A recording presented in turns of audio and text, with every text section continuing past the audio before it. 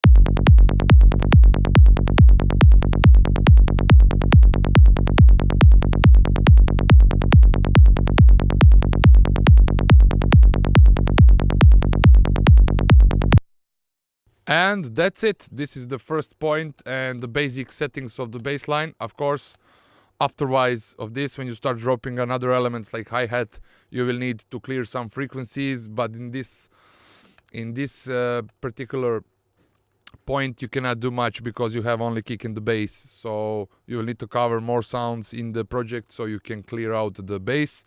But basic settings are this, and I believe it was less than a minute. So let me explain you what I did here. So when you load Ilharmor default preset, you just go here to the menu, pluck amount, make an envelope, turn on the IDSR, the envelope here, and click the tempo to be shorter, and then just make this kind of curve or curve whatever you like, you think it sounds the best, and reduce the pluck amount. This is all from the side of the Ilharmor you need to do to have pretty nice bassline from Liquid Soul remix of Sidonia. I did like this.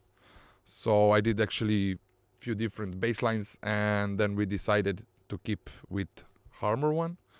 So it's a nice thing to know. Then as in the serum bassline tutorial, I added the transients from 3K to 8K. Then because it sounds like a little bit rough and a lot of plucky, the kind of like underneath the meat of the bass line I added with R bass, and you just need to find a frequency which is good for this tone. And in intensity here you can use as much as you want, but I didn't want to bring too much of colors, so I just reduced it to maximum to -24 dB. And frequency, it depends from the tone of the bass note. So it depends, you just play it around and listen and find a good spot. For this particular case it's 100. And of course we have LFO, the LFO tool for sidechaining. And on the end I used Oscillos Megascope, because I don't know why this is the biggest problem of Ilharmor. It actually has some kind of latency. The similar had Trillion from Spectrasonics. I used to make for years the bassline from Trillion, but I skipped because I was a little bit tired of chasing the